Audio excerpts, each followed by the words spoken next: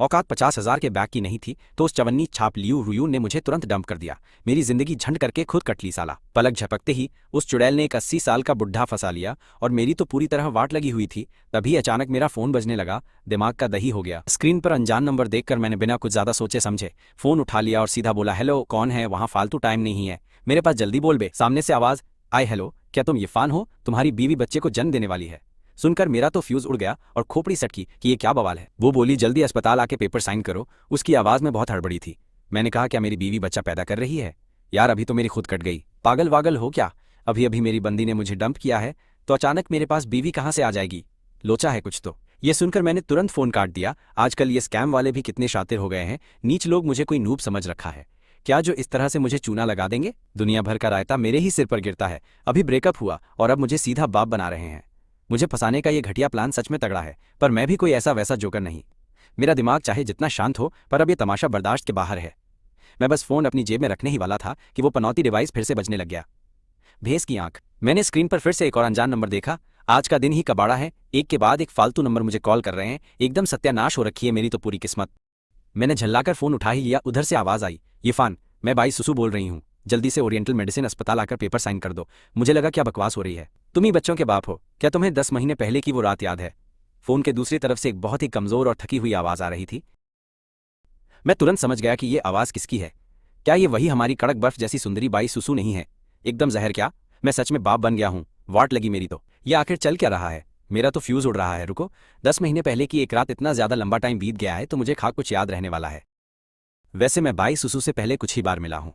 खैर जो भी हो, मुझे वहां जाकर सीन तो चेक करना ही पड़ेगा कि माजरा क्या है। क्या इस कैंपस की देवी को किसी लुक्खे ने धोखे से फंसा लिया? अचानक से एक बीवी और बच्चे टपक पड़े हैं। ये सारा माहौल देखकर तो यही लग रहा है कि मुझे फंसाकर बकरा बनाया जा रहा है। अभी मेरी बंदी ने मेरा काटा और उसके तुरंत बाद कैंपस की सुंदरी मुझे अपने पाप अपने सिर पर लेने को बोल रही है। क्या झंड जिंदगी! क्या ये दुनिया मेरे साथ इससे ज्यादा घटिया खेल खेल सकती है? मेरे पास ज्यादा कुछ सोचने का टाइम नहीं था, एकदम हवा टाइट थी। मेरा दिमाग सुन था और मैं पागलों की तरह ओरिएंटल मेडिसिन अस्पताल की तरफ भागा। वहां पहुंचते ही मैं सीधा डिलीवरी रूम के दरवाजे पर गया कि आखिर बवाल क्या है। मेरी नजर सीधे उस कैंपस की सुंदरी बाई सुसु के पीले पड़े चेहरे पर गई और उस बेचारी की ये खराब हालत देखकर मेरा सख्त लौंडा वाला दिल भी बुरी तरह पिघल गया। पहले जब भी मैंने उसे देखा था वो हमेशा एकदम घमंड में रहने वाली कड़क और ठंडी सुंदरी लगती थी, जैसे कोई आग, पर अब वो हवा में किसी कमजोर सफेद फूल जैसी नाजुक लग रही थी। ऐसा लग रहा था कि हल्की सी हवा भी उसे पूरी तरह गिरा ही देगी। ये फैन, पहले तुम पेपर पर साइन कर दो, बाकी सारी फालतू बातें हम आराम से बाद में कर लेंगे। सुसु का वो एकदम जहर और कड़क सुंदर सा चेहरा पूरी तरह से पसीने में नहाया हुआ था और उसकी आवाज इतनी धीमी हो गई थी जैसे उसके शरीर की पूरी ताकत ही खत्म हो गई हो।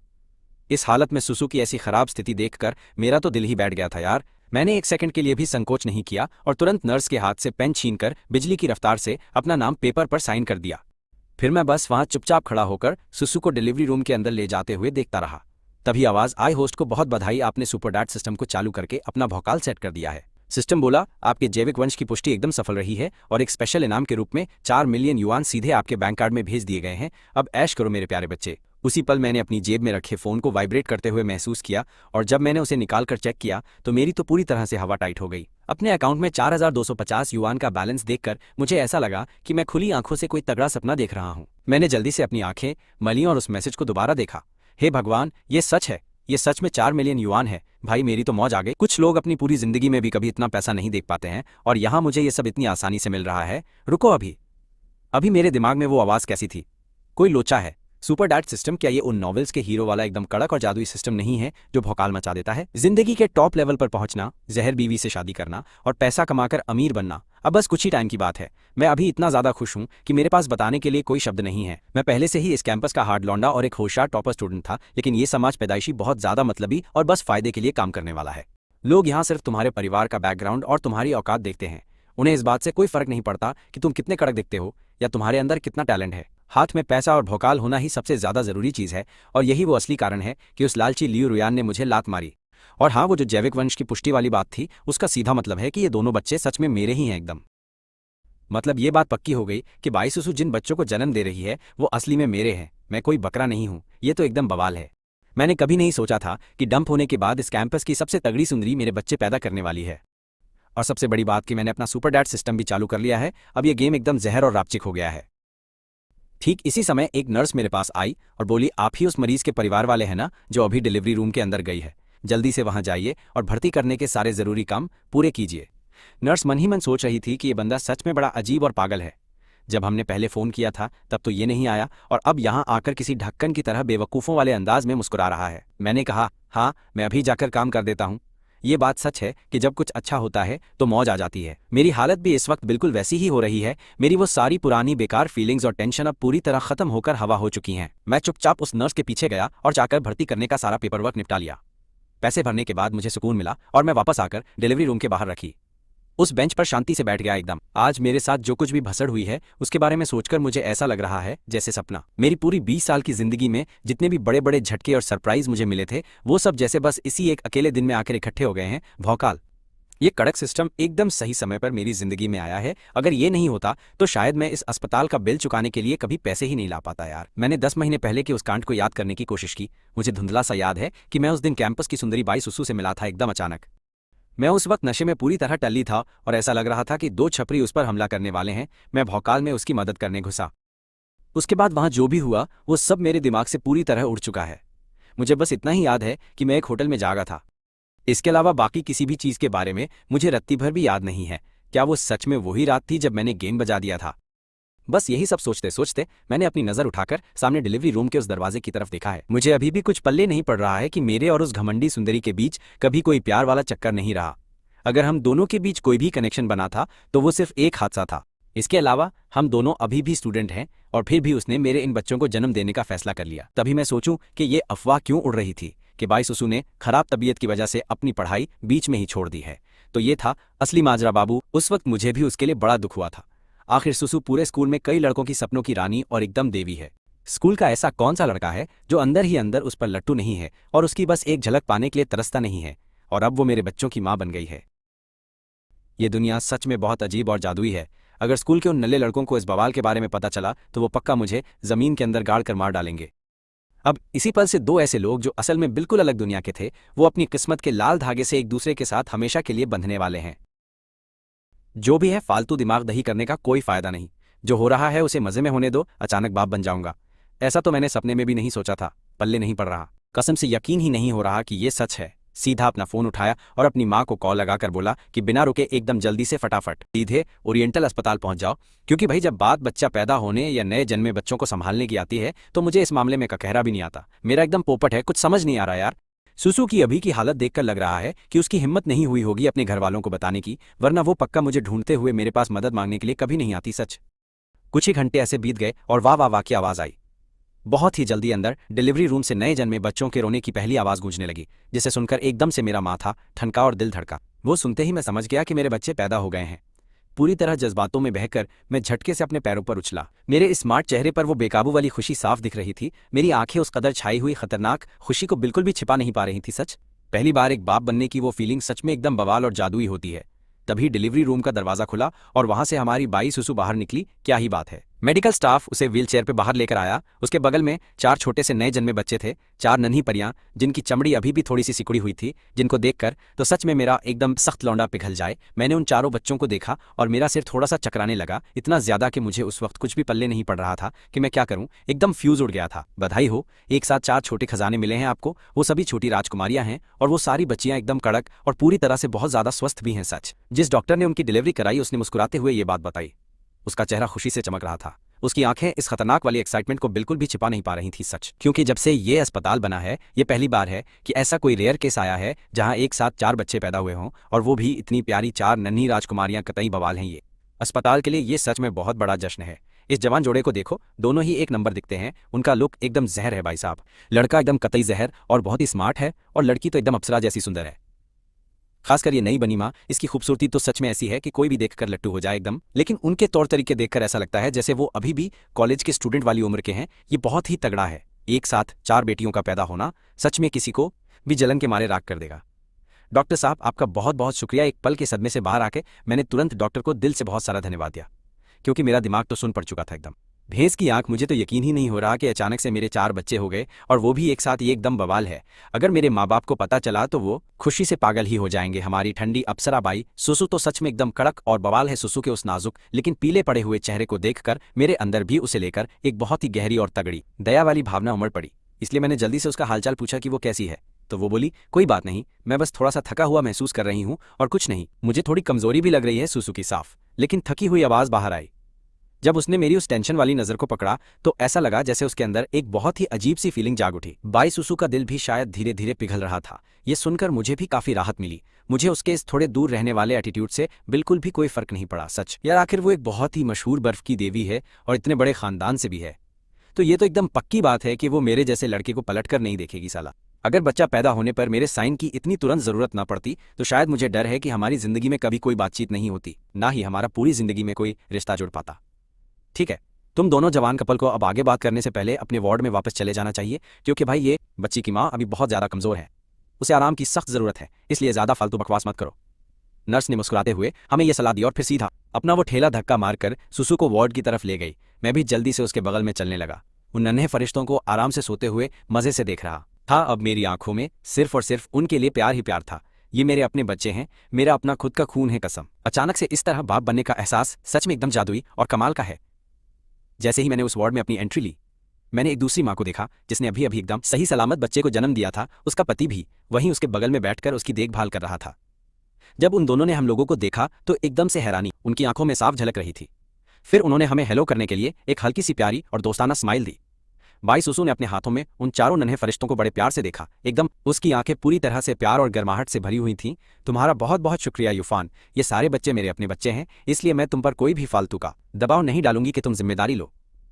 बाई सुसु ने मुझे देखा और एकदम धीरे से बोली, वैसे भी उसकी अपनी काबिलियत और पावर के साथ उन चारों बच्चों को पालना उसके लिए कोई भी बड़ी बात या लोचा नहीं है। उसका कभी भी ऐसा कोई इरादा नहीं था कि वो मेरे कंधों पर किसी भी तरह का कोई बोझ या फालतू की जिम्मेदारी जबरदस्ती थोपे। एकदम सच। तुम ये क्या फालतू बात कर रही हो? मैं उन बच्चों का बाप हूं तो मुझे उनकी जिम्मेदारी लेनी ही पड़ेगी। और फिर इतनी बड़ी बात के लिए तुमने इसे मुझसे छिपाकर क्यों रखा और मुझे पहले क्यों नहीं बताया? ये सोचकर मेरा दिल टूट जाता है कि तुम ये सब अकेले ही सह रही थी। मैंने सुसु को एकदम दुख और दर्द से भरी नजरों से देखा। चाहे जो भी हो जाए, मैं उनका बाप हूं। साला, जब बच्चा पैदा होने का टाइम आया और एक सिग्नेचर की जरूरत पड़ी, सिर्फ तभी जाकर मुझे इस बड़े से कांड का पता चला है। अगर वो सिग्नेचर वाला पंगा बीच में नहीं आता तो क्या मैं पूरी जिंदगी बिना ये जाने ही गुजार देता कि मेरे भी बच्चे हैं। एकदम दिमाग दही करने वाला सीन है ये तो कसम से। और प्रेगनेंसी से लेकर बच्चा पैदा करने और उन्हें पालने तक कितना भारी लफड़ा है, और साथ में समाज के लोगों की इतनी सारी फालतू की बातें भी तो सुननी और सहनी पड़ती हैं मुझे। यार, ये लड़की इतनी बेवकूफ़ और साथ में इतनी ज़्यादा जिद्दी कैसे हो सकती है? सच बताऊं तो जब मुझे इस बात का पता चला तब मैं पहले से ही 2 महीने की प्रेग्नेंट थी। डॉक्टर ने बोला था कि मेरे लिए दोबारा प्रेग्नेंट होना बहुत ज़्यादा मुश्किल होगा, इसलिए मैंने ये पूरा मन बना लिया था कि मैं इन बच्चों को रखूंगी और उन्हें जन्म दूंगी।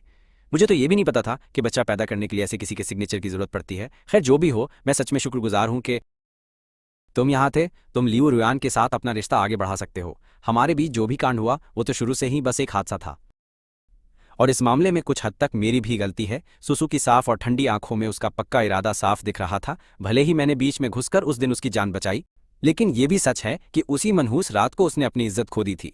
चलो, अब इस बात को यहीं पर खत्म करते हैं। कोई लफड़ा नहीं, कोई किसी का कर्जा नहीं खाए बैठा है। वो कभी भी मेरी जिंदगी में टांग नहीं अड़ाएगी या मुझे परेशान नहीं करेगी। बिल्कुल, आखिर वो एकदम धाकड़ और पूरी तरह से काबिल है कि वो अकेले अपने दम पर बच्चों को पाल सके। उस अमीर और बड़े बाई खानदान में हर एक फैसला सिर्फ और सिर्फ उसके दादाजी के हाथों से ही लिया जाता है। एकदम सच। जब तक उसके दादाजी उसे प्यार करते हैं और उसे बचाते हैं, तब तक ये बात उसके लिए कोई टेंशन या भसड़ वाली बात नहीं है। और तो और उसने मेरे बारे में कुछ अफवाहें सुनी थी कि मैं और लियू रुयान एक बहुत ही रोमांटिक रिश्ते में जुड़े हुए हैं। बस उसी वजह से वो अब आगे मेरे साथ जुड़ना या मेरे साथ किसी भी तरह से फंसना नहीं चाहती है। एकदम। अब क्योंकि बच्चा पैदा होने के लिए किसी गार्जियन के सिग्नेचर की जरूरत थी, इसलिए ये एक ऐसी भसड़ थी जिसे टाला नहीं जा सकता था। अब वो और मैं अपने अलग रास्तों पर निकल पड़े। टेंशन मत लो, मैं पक्का तुम्हारे और इन बच्चों की जिम्मेदारी आखिरी सांस तक उठाऊंगा। इसी पल से तुम एकदम ऑफिशियल तरीके से मेरी बंदी, मेरी खास बीवी बन चुकी हो। और तो और मेरी जान, तुम यीफान की बीवी हो और मेरे इन सारे बच्चों की माँ भी हो। मैं कसम खाता हूं कि अपनी पूरी जिंदगी सिर्फ तुम दोनों को और इन बच्चों को बचाने में लगा दूंगा। एकदम पक्की वाली बात, मैं हमेशा अपने परिवार की ढाल बनकर खड़ा रहूंगा। मैंने बाई सुसु की तरफ एकदम सीरियस और पूरी तरह से सच्ची आंखों से देखा और उसे जता दिया कि मैं मजाक नहीं कर रहा हूं। इस बेवकूफ सी लड़की ने पहले ही अकेले इतना सारा भारी दुख झेला है, अब से मैं पक्का इसकी सारी भरपाई करूंगा और इसे पहले से 10 गुना ज्यादा अच्छे से रखकर प्यार दूंगा कसम से। बाई सुसु जैसी कड़क बंदी का भरोसा जीत कर तो ऐसा लग रहा है कि मेरी जिंदगी एकदम रापचिक और सेट हो गई है और कुछ नहीं चाहिए। मेरा दिल एकदम गार्डन गार्डन हो गया। आज से ये चांद का टुकड़ा मेरी असली बीवी है और हमारे ये प्यारे छोटे बच्चे भी हैं। अब से हम एक पूरा मस्त परिवार हैं। कसम से मेरा तो सिस्टम हैंग हो रहा है। इसी वक्त मैंने अपनी आगे की लाइफ का पूरा कड़क रास्ता सेट कर लिया है। मेरे ये एकदम भारी भरकम कसम जैसे वादे सुनकर सुसु का रिएक्शन देखने लायक था। उसके चेहरे पर अचानक से एकदम अलग ही बवाल वाइब आ गई थी। इससे पहले कि वो मुझ पर थोड़ा भी भरोसा दिखाने का कुछ सोचती, मैंने खुद ही आगे बढ़कर अपनी लाइफ उसके साथ फिक्स कर ली। सोचा ये बंदा एकदम ही ओजी निकला, और मजे की बात यह है कि उसको इस बात से कोई पल्ले नहीं पड़ रहा था और ना ही वो अनकंफर्टेबल फील कर रही थी। तुम्हें इतना ज्यादा आगे जाने की जरूरत नहीं है, हम दोनों की लाइफ एकदम अलग है और हम कभी एक साथ नहीं रह सकते। तुम फालतू में रायता मत फैलाओ। ये सब जो भी हुआ वो सिर्फ एक भयंकर एक्सीडेंट था। भाई सुसु अभी भी मुझे एकदम शांत चेहरे से देख रही थी, जो कि सच था, उसमें कोई भी लोचा नहीं था। बाई खानदान की इतनी तगड़ी औकात है, वो लोग इस जैसी हाई क्लास बंदी की शादी मेरे जैसे एकदम लुक्खे और चवन्नी छाप इंसान से कभी कैसे ही होने देंगे। मोए मोए पक्का है उसके परिवार का कोई भी बंदा हो, मुझे यकीन है कि उसका दादा भी इस शादी पर पक्का बवाल मचाएगा और हमारी पूरी वॉट लगा देगा। आखिर इन चारों बच्चों में बाई खानदान का ही असली खून दौड़ रहा है और उसका दादा बच्चों से बहुत ज्यादा प्यार करता है, तो बच्चों के लिए उसे मनाना कोई बड़ा माथापच्ची वाला काम नहीं। शायद वो बच्चों को आसानी से एक्सेप्ट कर लेगा, लेकिन रही बात मेरी यानी इरफान की, तो बाई परिवार मेरी शक्ल तक देखना पसंद नहीं करेगा और मुझे सीधा लात मारकर अपनी पतली गली से निकाल देगा। चाहे जो बवाल हो जाए, मेरी खोपड़ी सेट है। मैं अच्छे से जानता हूँ कि अभी मेरी कोई औकात नहीं है, लेकिन मैं पक्का वादा करता हूँ कि सब कुछ बदल दूंगा। एक दिन मैं पूरी शान से तुम्हारे साथ खड़े होने लायक बनूंगा। मैंने सुसु के प्यारे चेहरे को देखा और मेरे दिल में एक अजीब सी वाइब आई जो तबाही थी। एक हल्की सी घबराहट हुई जिससे हवा टाइट हो गई, लेकिन उसने मेरे अंदर की आग को और भी ज्यादा खतरनाक बीस्ट बना दिया। ऐसी खोखली और फालतू बातें तो कोई भी नूब आसानी से फेंक सकता है। ये दुनिया सच में बहुत मतलबी और जालिम है। यहाँ हर चीज तुम्हारी असली पावर और टैलेंट पर टिकी है, वरना लोग तुम्हें दो कौड़ी का समझकर कचरे में फेंक देंगे। बाई सुसु ने बस हल्की सी स्माइल दी। लगा कि जो बातें मैंने अभी बोली उससे उसे घंटा फर्क नहीं पड़ रहा और वो मुझे सिर्फ एक जोकर ही समझ रही है। ये देखकर मैंने उससे बहस करने में अपना दिमाग दही नहीं किया, क्योंकि बिना कुछ किए सिर्फ बड़ी बड़ी फेंकना डम लोगों का काम है। अब मेरा फ्यूचर और एक्शन ही सब दिखाएगा। ठीक है, तुम आराम करो और अपनी एनर्जी वापस लाओ। मैं तब तक इन छोटे नन्हे मुन्नों के लिए कुछ जरूरी चीजें खरीद कर लाता हूँ और साथ ही तुम्हारे लिए भी कुछ खाने का जुगाड़ देखता हूँ, ताकि तुम्हें पूरी ताकत मिले और तुम एकदम कड़क हो जाओ। क्या तुम कुछ स्पेशल खाना चाहती हो? तो बताओ, मुझे सेंचुरी एग के साथ थोड़ा कीमा बनाया हुआ दलिया ला देना यार। मैंने बच्चों के लिए सारा सामान पहले से ही रेडी कर लिया है और एक प्रो हेल्पर को भी काम पर रख लिया है। वो कुछ ही दिनों में हम सबका अच्छे से ध्यान रखने यहाँ आ जाएगी। बात करते करते बाई सुसु ने अचानक बेड के कोने की तरफ अपना हाथ बढ़ाया और वहां से एक बहुत ही बड़ा हैंडबैग खींचकर बाहर निकाल लिया, जो कि एकदम ठीक ही लग रहा था। लेकिन शुरू के इन कुछ दिनों के लिए मुझे और मेरी मॉम को तुम्हारी देखभाल करने दो, ताकि दिल को एकदम शांति मिल सके। क्या ही बात है सुसु, एकदम समझदार और सब सोचने वाली बंदी निकली। उसने पहले से ही एक प्रोदाई को हायर कर लिया है। सच में मेरा सिस्टम हैंग कर दिया। लग रहा है वो मुझसे दूरी बनाकर रखना चाहती है और मेरे साथ कोई लफड़ा नहीं चाहती, पता नहीं क्यों। लेकिन आज मेरे इस दिल के अंदर बहुत ज्यादा दर्द और मायूसी वाली फीलिंग एकदम से फूट पड़ी। मैंने शांति से सो रहे उन छोटे फरिश्तों की तरफ बड़े प्यार से देखा और उसकी वजह से मेरा दिल थोड़ा रिलैक्स हुआ और मेरी हवा टाइट होनी कम हो गई। मैंने एकदम हल्के से उस हैंडबैग को अंदर देखने के लिए खोला। अंदर नए पैदा हुए बच्चों के एकदम प्यारे कपड़े और हाई क्लास मिल्क पाउडर के डिब्बे भरे पड़े थे। और जाहिर सी बात है, वहां डायपर और बाकी फालतू चीजों की कोई कमी नहीं थी। हर चीज एकदम सेट और सॉलिड तरीके से तैयार की गई थी ताकि कोई कचरा ना हो। क्या तुम्हारी माँ सच में यहाँ आ रही है? मेरी ये बात सुनकर सुसु का चेहरा एकदम से कंफ्यूज हो गया और उसकी शक्ल पर भारी टेंशन और शर्मिंदगी साफ साफ दिख रही थी, जैसे उसकी बहुत भयंकर तरीके से हवा एकदम टाइट हो गई हो। अब इस भसड़ के बारे में क्या करना चाहिए, तुम चिल मारो। मैं खुद आगे बढ़कर अपनी मॉम को सब कुछ एकदम क्लियर तरीके से समझा दूंगा। लोड मत ले। मैं पक्का वादा करता हूँ कि तुम्हें किसी भी अजीब सिचुएशन में नहीं फंसने दूंगा या कोई फालतू का प्रेशर नहीं लेने दूंगा। मैंने गहरी सांस ली और प्यार से उसे पूरी तसल्ली दी और उसने बिना मन के भी हाँ में सिर हिला दिया। इस भसड़ में कोई और ऑप्शन ना होने की वजह से सुसु को मेरा ये सारा जुगाड़ चुपचाप बिना बोले मानना ही पड़ा। ओह शिट, मैं तो बताना ही भूल गया। मेरे इस कार्ड में अभी भी काफी सारा पैसा पड़ा हुआ है, इसे रख लो और सबसे पहले अपने जरूरी खर्चे निपटाने के लिए बेझिझक यूज कर लेना। हॉस्पिटल का जो बिल तुमने मेरे लिए भरा था उसके लिए मैं सच में दिल से तुम्हारा एहसानमंद हूँ। ये बोलते ही सुसु ने एकदम शांति से अपना ब्लैक कार्ड निकाला और एक तगड़ा ब्लैक कार्ड निकालकर सीधा मेरे हाथ में थमा दिया। वो बहुत अच्छे से जानती है कि मेरी औकात इतनी नहीं है, क्योंकि मेरी फैमिली बस काम चलाने लायक ही है। नॉर्मल जो खाने पहनने के लिए काफ़ी है, इसके अलावा अपना गुजारा करने के लिए मुझे पार्ट टाइम जॉब्स में भी गधों की तरह पेलकर घिसना पड़ता है। हर गर्मियों की छुट्टियों में मैं दिहाड़ी वाले कामों में एकदम बिजी रहता हूँ। जो हॉस्पिटल का भारी बिल मैंने अभी भरा है वो मेरे लिए सच में कोई छोटी रकम नहीं है। भले ही उसे पता है कि नॉर्मल डिलीवरी सिजेरियन जितनी महंगी नहीं होती, लेकिन ये बहुत ही रेयर केस था जहाँ एक साथ 4 प्यारे फरिश्तों ने जन्म लिया है, जो कि सच में एकदम तबाही है। इरफान जैसे लुक्खे इंसान के लिए ये सच में बहुत बड़ा पैसों का बोझा है, जो बिल्कुल भी कम नहीं है। इसकी कोई ज़रूरत नहीं है, तुम इसे अपने पास ही रखो और अपने लिए इस्तेमाल करो। मेरे पास अभी बहुत कैश पड़ा हुआ है, तो तुम टेंशन मत लो। मैं एक पल के लिए एकदम हैरान रह गया और फिर मेरे अंदर प्यार उमड़ आया। मेरी आंखों में आंसू आ गए। सुसु सच में एक बहुत ही अच्छी और दूसरों के बारे में सोचने वाली बंदी है। शायद लियू रुयान जैसी छपरी से धोखा खाना मेरे लिए एक अच्छा साइन था। असल में मेरे लिए किस्मत खुलने वाला मोमेंट साबित हुआ। क्या पता शायद भगवान ही मुझे उस घटिया और टॉक्सिक रिश्ते से बाहर निकालने में मेरी मदद कर रहे थे, क्योंकि अगर उस टाइम ऐसा तगड़ा रायता ना फैला होता तो मुझे आज इतनी खूबसूरत और कतई जहर बीवी और इतने प्यारे प्यारे बच्चों के साथ अपनी फैमिली बनाने का ऐसा धांसू मौका कैसे ही मिल पाता। उस लालची और नीच लियो रुयान के मुकाबले सुसु सच में लाखों गुना बेहतर और एक नंबर बंदी है। मुझे नहीं पता कि उस टाइम मेरी आंखों पर कैसा पर्दा पड़ा कि मैं ऐसी चुड़ैल के प्यार में एकदम अंधा होकर लट्टू हो गया। जब भी तुम्हें मेरी जरूरत पड़े तो बिना किसी झिझक के बस मुझे एक बार बता देना। बाईसुसु ने एकदम शांत आवाज में इतना बोला और फिर अपना कार्ड वापस रख लिया। वो अच्छे से जानती थी कि मर्दों के लिए उनका गुरूर बहुत मायने रखता है। मैं तुम्हारे लिए बाजार से कीमा और अंडे वाला कड़क दलिया लाता हूँ, तुम्हारे लिए मेरा थोड़ा इंतजार करना। मैं बस अभी गया और अभी वापस आया। मैंने ये बोला और वहां से जाने के लिए पीछे मुड़ गया। मुझे लगा कि अगर बाईसुसु के पास उसका कोई भी ध्यान रखने के लिए मौजूद नहीं होगा तो ये बिल्कुल भी सही बात नहीं रहेगी। मेरे वहां से निकलते ही कोई भी नहीं बचने वाला। किस्मत से मैं काफ़ी ज़्यादा शातिर हूं और मैंने अपनी मम्मी को यहाँ बुला लिया। मैंने दलिया के साथ कुछ और भी चीज़ें खरीद ली हैं, जैसे अंडे और भूरी चीनी। मैंने ऐसा सुना है कि ये सारी ही चीज़ें उन औरतों को खाना चाहिए जिनके अभी बच्चे हुए हैं। आधे घंटे से भी कम समय में मैं जल्दी से वापस आ गया। लाओ मैं तुम्हें खिला दूं, तुम अभी काफ़ी कमज़ोर हो।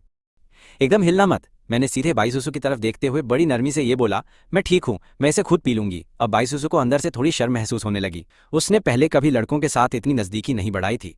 वो रात तो बस एक हादसा थी, क्योंकि उसका मूड बहुत ज़्यादा खराब चल रहा था। उसने थोड़ी शराब पी ली थी और फिर अचानक से वो अजीब सा लफड़ा हो गया। तो मेरे अलावा वो आज तक किसी भी दूसरे लड़के के साथ इतने करीब बिल्कुल भी नहीं रही थी। अब ज़्यादा नखरे मत करो, मुझे प्यार से खिलाने दो। मैंने बाईसुसु की एक भी नहीं सुनी और चम्मच में दलिया भरकर उसे ठंडा करने के लिए उस पर बड़े आराम से फूंक मारने लगा था। मुझे इतने ध्यान और प्यार से ये सब करते देखकर बाईसुसु को अजीब तो लग ही रहा था, लेकिन उससे भी कहीं ज्यादा उसे भयंकर शर्म आ रही थी, जिसकी वजह से उसके गोरे गाल एकदम टमाटर की तरह लाल हो चुके थे। ठीक उसी टाइम अचानक से मेरी मम्मी का फोन बजने लग गया। भैंस की आंख, तुम अभी के लिए इसे खुद ही पी लो, मैं जाकर ये फोन उठा लेता हूँ।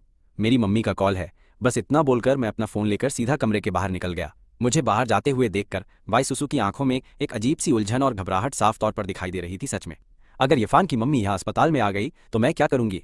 इस हालत में उनके सामने जाना तो बहुत ज़्यादा अजीब हो जाएगा यार। शिट, छोड़ो यार, जो होगा देखा जाएगा। जब वो आएंगी तब की तब निपट लूंगी। अभी से ज़्यादा दिमाग का दही करने का कोई भी फायदा नहीं है बिल्कुल। हेलो मम्मी, क्या आप बस पहुंचने ही वाले हो? मैंने फ़ोन उठाते ही सीधा उनसे यही सवाल पूछा। मुझे पक्का लग रहा था कि मम्मी पहुंचने ही वाली होंगी, या फिर हो सकता है वो नीचे ही खड़ी हों कहीं। नहीं यार, मैं तो लंबे जाम में बुरी तरह फंस गई हूँ। मुझे वहां आते आते पक्का रात हो जाएगी। तू आखिर अस्पताल में क्या रायता फैला रहा है नालायक? मेरी मम्मी इतनी ज़्यादा टेंशन में थी कि उनके माथे से पसीना टपकने लगा था। जैसे ही उन्होंने मुझे अस्पताल आने के लिए बोलते सुना, उनकी तो डर के मारे पूरी तरह हवा टाइट हो गई थी। लेकिन उनके बेटे की आवाज़ एकदम नॉर्मल लग रही थी। बस फोन के पीछे से आ रही बच्चों के रोने की हल्की आवाज़ थोड़ा सा लोचा लग रही थी। इस बात से उनका माथा ठनका कि कहीं उनके बेटे ने किसी लड़की के साथ कोई तगड़ा कांड तो नहीं कर दिया और अब अस्पताल में बैठकर अपने फैसले का इंतजार कर रहा है। भैंस की आंख। बस यही सोचकर मेरी मम्मी की खोपड़ी सटक गई और वो टेंशन में आ गई। इस पनौती जाम को भी अभी ही लगना था क्या यार, दिमाग का दही। लेकिन जब वो घर से निकली थीं तो सारे पैसे और बैंक कार्ड अपने साथ रख लाई थीं। बस उस छपरी लड़के ने कोई बहुत बड़ी भसड़ ना मचा दी हो। भगवान के लिए मुझे बचा लो। अब कोई लोड मत लो मम्मी, थोड़ा लेट हो जाओगी तो भी चलेगा, बस आराम से आना। बाकी सारी भसड़ आपके आने के बाद ही सुलझाएंगे। फ़ोन पर कुछ भी समझ नहीं आने वाला है। ठीक है, मैं अब फ़ोन रख रही हूँ। बस इतना बोलकर मेरी मम्मी ने कॉल काट दिया। उन्हें अंदर ही अंदर ऐसा लग रहा था कि कोई बहुत बड़ा बवाल उनका इंतजार कर रहा है। वो घबराई हुई थी काफ़ी। मैं वापस अपने कमरे में गया। बाईसुसु का घबराया हुआ चेहरा देखकर मुझे एकदम से थोड़ी हंसी आ गई। मम्मी कह रही हैं कि वो जाम में फंस गई हैं तो उन्हें आने में थोड़ा सा टाइम लग जाएगा। मैंने साफ देखा कि जैसे ही मेरी बात खत्म हुई बाईसुसु ने चैन की सांस ली। यार, मेरी मम्मी कोई खूंखार बीस्ट थोड़ी न है जो तुम इतना डर रही हो। बिल्कुल। क्या वो अपनी होने वाली सास से मिलने के नाम से ही घबरा रही है? पता नहीं मम्मी को कितना टाइम लगेगा। यही सोचकर मैंने अपने जिगरी रूममेट को फ़ोन घुमाया और उसे बोला कि मेरा बिस्तर अस्पताल ले आए और साथ में कुछ तौलिए, टब और बाकी साफ सफाई का सामान भी खरीद कर ले आए। फिर ज्यादा देर नहीं हुई और झाओ जियोतियन एकदम भौकाल मचाते हुए जल्दी से वहां आटपका बिना बताए ही। जब वो उस कमरे में पहुंचा जो मैंने उसे बताया था तो दरवाजे पर ही उसकी सिट्टी पिट्टी गुम हो गई। आखिर उसने ऐसा क्या बवाल देख लिया था सामने? यार, उसने हमारी कॉलेज की सबसे कड़क और खूबसूरत लड़की बाईसुसु को अस्पताल के बिस्तर पर लेटे हुए देखा, जबकि मैं उसके ठीक बगल में बैठा उसे बड़े ही प्यार से निहारने में पूरी तरह लगा हुआ था। उस वक्त वहां और तो और बिस्तर के बगल में 4 छोटे छोटे इंसानों जैसे जीव लेटे थे। अरे ये तो छोटे बच्चे हैं, है ना? आखिर यहाँ चल क्या रहा है? अचानक से इसके बच्चे कैसे हो गए? वो भी 4 यार, एक साथ 4 बच्चे, एकदम तबाही है। ये तो सच में बहुत बड़ा बवाल है। सब खत्म हो गया, मेरी तो जिंदगी ही झंड हो गई। मेरे दिल की रानी और एकदम परफेक्ट चांद का टुकड़ा मेरी बाईसुसु को इरफान ने ऐसे ही मुझसे छीन लिया और अब तो इन दोनों के बच्चे भी साथ में हो चुके हैं। माय गुडनेस यार, ये खबर तो एकदम सिस्टम हिला देने वाली है। झाओ जियोतियन, तुम यहाँ आ गए। मैंने देखा कि बाईसुसु ने मुझे आंख मारी और जैसे ही मैंने पीछे मुड़कर सीधा देखा तो झाओ जियोतियन दरवाजे पर एकदम मूर्ति की तरह जमा हुआ खड़ा था। साले मेरा मन कर रहा है कि मैं अभी तेरे मुंह पर एक तगड़ा सा मुक्का जड़ दूं, एकदम खींचकर। तूने अपना दांव कब खेल दिया बे? तू मेरी देवी की जिंदगी इस तरह कैसे बर्बाद कर सकता है? एकदम घटिया इंसान है तू। इतने सालों के हमारे भाईचारे के बाद भी तूने मेरे साथ ऐसा धोखा किया। झाओ जियोतियन ने अपने दांत पीसते हुए मुझे बहुत गुस्से में घूरा। ये तो गजब है, एकदम टॉप लेवल का बवाल काट दिया तूने तो एकदम। उसे इस बात पर बिल्कुल यकीन नहीं हो रहा था कि उसके सामने जो है वो सच है। इस नज़ारे ने उसका फ्यूज उड़ा दिया। झाओ जियोतियन शांत हो जा, मुझे तुझे सारी बात आराम से समझाने दे भाई। मैंने झाओ जियोतियन को शांत करने की कोशिश करते हुए कहा, जबकि मुझे उस पर हंसी और गुस्सा दोनों आ रहे थे। मैं जानता था कि झाओ जियोतियन भी हमारी कॉलेज की उस कड़क लड़की को पसंद करता था यार। जब बाईसुसु ने कॉलेज से छुट्टी ली थी तब इस नल्ले ने मुझे गले लगाकर बहुत ज्यादा आंसू भी बहाए थे, बहुत बुरी तरह से। अब इस बवाल को देखकर उसका हजम न कर पाना एकदम लाजमी सी बात है। जब मुझे भी पहली बार ये पता चला था तो मेरे भी होश उड़ गए थे, एकदम तगड़े वाले शौक के साथ, एकदम ही। आज तुझे मुझे एक सही सा जवाब देना ही पड़ेगा। झाओ जियोतियन ने अपने सपनों की रानी की तरफ देखा। उसका उतरा हुआ चेहरा देखकर तो वो बस रोने ही वाला था, एकदम आंसू आ गए थे उसके। तो वो खुद को ही कोस रहा था कि उसने सही टाइम पर अपना पत्ता नहीं फेंका। असल में ये सब उस रात को हुआ था। मैंने अपनी आवाज़ धीमी की और उसे सब कुछ बताने लग गया था। आधा घंटा बीत गया। झाओ जियोतियन मुझे घूरे जा रहा था जैसे वो मेरा गला ही दबा देगा। साले इस आदमी ने अपनी देवी को इतना भयंकर दर्द सहने के लिए अकेला छोड़ दिया था। क्या ही बोलूं अब मैं, कितना बड़ा जानवर है ये। भाभी मेरा मतलब है मिस बाई, अगर ये नीच तुम्हें कभी भी परेशान करे तो बस मुझे बता देना तुरंत। मैं इस लौंडे का अच्छे से गेम बजा दूंगा तुम्हारे लिए। मैं हमेशा तुम्हारी साइड ही रहूंगा। झाओ जियोतियन ने तरस खाते हुए एकदम बेचारे वाले चेहरे के साथ बाईसुसु की तरफ देखा था। फिर बाईसुसु ने बस झाओ जियोतियन की तरफ देखा और धीरे से सिर हिलाकर चुप रही। तू किस मिट्टी का बना है बेदोस्त के नाम पर? तू धब्बा है साले। देख तूने क्या कबाड़ा किया है। तेरा दोस्त होने में भी मुझे शर्म आ रही है। हाँ याद आया, तूने उस लियू रुयान से ब्रेकअप कर लिया ना, पूरे कॉलेज में यही बात फैल रही है आज। झाओ जियोतियन ने एकदम जोश में आकर यह बात बक दी। फिर अचानक उसे लगा कि उसने कुछ ज्यादा ही बोल दिया है। उसने छुपकर एक नजर बाईसुसु की तरफ देखा था। उस वक्त उसे एकदम शांत देखकर उसने फाइनली एक राहत की सांस ली। शुक्र है भगवान का कि उसने गलती से अपनी देवी का मूड खराब नहीं कर दिया था। एकदम से खुलकर बोले, भाई कोई चक्कर नहीं है, तेरी भाभी का दिल बहुत बड़ा है, वो इन सब बातों का बुरा नहीं मानती है कभी। मैंने देखा कि झाओ जियोतियन डरते हुए बाईसुसु की तरफ देख रहा था तो मैं हंसा और तुरंत बोल पड़ा था उसे शांत करने को। क्यों, सही कहा ना? वैसे भी हमारे बीच कभी कोई सच्चा प्यार या फीलिंग तो थी ही नहीं। हाँ, मेरा मतलब था कि बाईसुसु के दिल में मेरे लिए अभी तक कोई भी फीलिंग्स नहीं आई थी यार। हमारे बीच सब कुछ बस एक गलतफहमी से शुरू हुआ था, लेकिन उसी गलतफहमी ने आज हम दोनों को एक साथ बांध दिया है। ये सुनकर बैसुसु का शरीर हल्का सा कांपा, लेकिन उसने मेरे जैसे ढीठ और बेशर्म इंसान पर ध्यान देने की कोई जरूरत नहीं समझी। उसका इग्नोर मारना भी कतई जहर लग रहा था। कॉलेज में तुम्हारे कांड का तगड़ा बवाल मच चुका है। जब तुम और लियू रुयान आपस में भसड़ कर रहे थे, किसी शाणे ने छुपकर पूरा तमाशा फोन में रिकॉर्ड कर लिया। स्कूल फोरम पर यह वीडियो एकदम आग की तरह फैल रहा है। लालची लड़की से टॉप स्टूडेंट की जंग और पैसे की भूखी चुड़ैल ने गरीब को लात मारी जैसे धांसू टाइटल्स हर जगह छाए हैं। मेरे भाई, मैंने वो वीडियो देखा जिसमें तू लियू रुयान की सरेआम धज्जियां उड़ा रहा था। तू सच में एक नंबर का असली मर्द है। मैंने पहले ही कहा था वो लड़की एकदम दो कौड़ी की है। क्या अब जाकर तेरे दिमाग की बत्ती जली? झाओ जियोटियन मुझे ऐसे देख रहा था जैसे कह रहा हो मैंने पहले ही बोला था। और सच बताऊं तो लियू रुयान का इस बार पूरा गेम बच चुका है। पूरे स्कूल में उसकी इज्जत का कचरा हो गया है। लेकिन मुझे अब इन फालतू बातों से रत्ती भर भी फर्क नहीं पड़ता, क्योंकि मेरे लिए उसका कोई वजूद ही नहीं बचा। आखिर अब मेरे पास एक खूबसूरत बीवी और बच्चे हैं, तो मुझे किस बात का खौफ? उस ब्रेकअप के बाद मुझे लग रहा है कि मैंने सच में अपनी असली जिंदगी जीत ली है। ठीक उसी वक्त मेरे नन्हे बच्चों को अचानक जोर की भूख लग गई। एक बच्चे ने अपना मासूम मुंह बनाया और फिर जोर जोर से फूट कर रोने लगा। और फिर एक के बाद एक सबने रोना शुरू कर दिया। उनका वो एक साथ चिल्लाना सच में दिमाग दही करने वाला था। पक्का उन सबको भूख लगी होगी। मेरे पास अभी दूध नहीं है, इसलिए हमें डिब्बे वाला फॉर्मूला ही देना पड़ेगा। उस बैग में दूध का पाउडर और बच्चों की बोतलें रखी हैं। यफान जल्दी जाकर बच्चों का दूध तैयार करो। याद रखना सिर्फ हल्का गुनगुना पानी ही इस्तेमाल करना और 2 चम्मच पाउडर काफ़ी रहेगा। दूध को गलती से भी बहुत ज़्यादा गाढ़ा मत बना देना, जिससे बच्चों को कोई भी भारी दिक्कत हो। ये सारा भारी ज्ञान बैसुसु को बच्चों की देखभाल वाले ढेरों वीडियो देखकर मिला था। बच्चा पैदा होने से पहले ही उसने ये सब सीखकर अपना पूरा सिस्टम अच्छे से एकदम सेट कर लिया था। पहली बार माँ बनने पर उसे सच में काफ़ी ज़्यादा पढ़ाई करनी पड़ी होगी। जियोटियन, जरा मेरी मदद कर। इतना बोलकर हम दोनों दूध की बोतल और फॉर्मूला लेकर वहां से सीधा बाहर की तरफ निकल गए। बैसुसु ने अपने पास लेटे बच्चे को बड़े प्यार से देखा और चुप कराने के लिए उसे धीरे धीरे थपथपाते हुए फुसफुसाकर बोली, मेरे अच्छे बच्चे, अब बिल्कुल मत रोना, जल्दी शांत हो जा। तुम्हारा खाना बस आने ही वाला है। जब मैं और जियोटियन वापस लौटे तो हमें यह खूबसूरत नज़ारा दिखा। कॉलेज की सबसे एटीट्यूड वाली लड़की का इतना प्यारा रूप देखना सच में एकदम ही ज्यादा कड़क था। उसके पूरे वजूद से एक प्यार करने वाली माँ की एकदम शानदार वाइब आ रही थी। मैं बैसुसु के पास गया, अपनी बोतलें नीचे रखी और उनमें से एक बच्चे को बड़े प्यार से उठा लिया। थोड़ा ध्यान से पकड़ना, कहीं ये दूध बहुत ज़्यादा गर्म तो नहीं है? क्या तुमने इसका तापमान अच्छे से चेक किया था? बैसुसु ने मुझसे एक परेशान और एकदम केयरिंग माँ की तरह सीधा सवाल किया। नए पैदा हुए बच्चे बहुत नाजुक होते हैं और वो बहुत आसानी से जल सकते हैं। मैंने चेक कर लिया है। इसे ठंडा करने के लिए मैंने इसे ठंडे पानी में काफ़ी देर तक डुबोया था। इतना बोलकर मैंने बोतल उठाई और अपने हाथ के पीछे एक बूंद डालकर दूध चेक किया। उसका तापमान एकदम कड़क था। इससे बच्चों का मुंह बिल्कुल नहीं जलेगा। ये सुनकर उसने कहा, चलो फिर ये बहुत सही है। बैसुसु को अब जाकर फाइनली तसल्ली मिली। हम तीनों उन 4 बच्चों की देखभाल कर रहे थे, लेकिन अभी भी हम थोड़े अनाड़ी और पूरी तरह कंफ्यूज लग रहे थे। पर जैसे तैसे करके हमने उन सबको भरपेट दूध पिला ही दिया, तभी एक आवाज आई, होस्ट को ये बच्चों को खाना खिलाने वाला टास्क पूरा करने पर बहुत बधाई। आपको इनाम के तौर पर 2 लाख युआन सीधे आपके अकाउंट में ट्रांसफर कर दिए गए हैं। कृपया इसे ध्यान से एक बार चेक कर लें। सिस्टम की ये कड़क आवाज सुनते ही मेरी आंखों में एकदम तगड़ी चमक आ गई। जैसा मैंने सोचा था, ये सुपर डैड वाला सिस्टम सच में एकदम बवाल और कभी ना हारने वाली खतरनाक चीज ही निकली है। जब तक मैं इन छोटे बच्चों की अच्छे से देखभाल करूंगा और इन्हें सही तरीके से पालूंगा, तब तक मुझे ऐसे ही एकदम तगड़े और छप्पर फाड़ वाले इनाम हर बार मिलते ही रहेंगे। इसके बाद मुझे इन्हें पालने के लिए पैसों की रत्ती भर टेंशन नहीं लेनी पड़ेगी। ये बच्चे कितने प्यारे हैं। क्या तुम दोनों ने इनका कोई नाम सोचा है? आखिर ये एक साथ 4 हैं। झाओ जियोटियन ने एक बच्चे को पकड़कर खुशी से कहा। उसने नहीं सोचा था कि उसका जिगरी यार, जो कल तक गेम खेल रहा था, वो अचानक 4 नन्हे फरिश्तों का बाप बन जाएगा, और वो भी कॉलेज की सबसे खूबसूरत लड़की उसकी बीवी बन गई। भाई ने सच में जिंदगी का पूरा सिस्टम हैंग कर दिया है। हमने अभी तक बच्चों का कोई भी नाम नहीं सोचा है। चूंकि यिफान इन बच्चों का बाप है, तो ये बात एकदम साफ है कि इन सभी बच्चों के नाम के आगे ये सरनेम ही लगाया जाएगा और कुछ भी नहीं। बैसुसु ने इस बारे में काफी लंबे टाइम से सोचा था। अगर बच्चों ने अपनी माँ का सरनेम रखा, तो बड़े होने पर वो पक्का पूछेंगे कि उनका बाप आखिर कौन और कहाँ है, और स्कूल में शायद उन्हें नीचा दिखाया जाएगा या लोग उनके बारे में फालतू बातें बनाकर उनका मजाक उड़ाएंगे। इसलिए उनके नाम के आगे ये सरनेम लगाना ही हर हाल में सबसे ज्यादा सही और कड़क फैसला ही रहेगा। जहां तक उनके नाम की बात है, तो हम आराम से सोच समझ कर रखेंगे। आखिर नाम रखना कोई छोटी बात नहीं है। ये पूरी जिंदगी उनके साथ फेविकॉल की तरह चिपका रहने वाला ही होता है। और वैसे भी जब नाम रखने की बात आती है, तो इस वक्त मेरे दिमाग में कुछ भी खास आइडिया नहीं आ रहा। मैंने एक हल्की सी झेपने वाली स्माइल देते हुए कहा, ठीक है, फिर अगले कुछ दिनों में आराम से इसके बारे में सोच लेना। बैसुसु मेरी इस बात से पूरी तरह सहमत थी। किसी भी नाम को फाइनल करने से पहले सच में गहरा सोचना पड़ता है। जल्दी ही वो चारों नन्हे शैतान फुल होकर एकदम मजे में आ गए और गहरी नींद में सोने लगे। तुम दोनों अब यहाँ से कट लो और जाकर अपने लिए कुछ खाने को ले आओ। वैसे भी अभी करने के लिए कोई खास काम बचा नहीं है।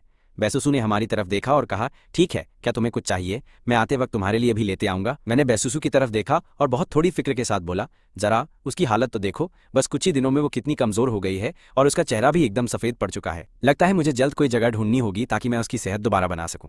और जहां तक स्कूल की बात है, ऐसे टाइम पर क्लास की किसे पड़ी है? मैं तो सीधा स्कूल से एक लंबी छुट्टी मारने वाला हूं, क्योंकि इस वक्त मेरी बीवी और मेरे ये छोटे बच्चे ही मेरे लिए इस दुनिया की सबसे पहली और सबसे बड़ी जरूरत हैं। मैं अपनी माँ के यहाँ पहुँचने का इंतजार कर रहा हूँ। उनकी मदद से कुछ दिनों के लिए मैं बिना टेंशन के फौरन इन सारे जरूरी कामों का अच्छे से जुगाड़ कर सकता हूँ।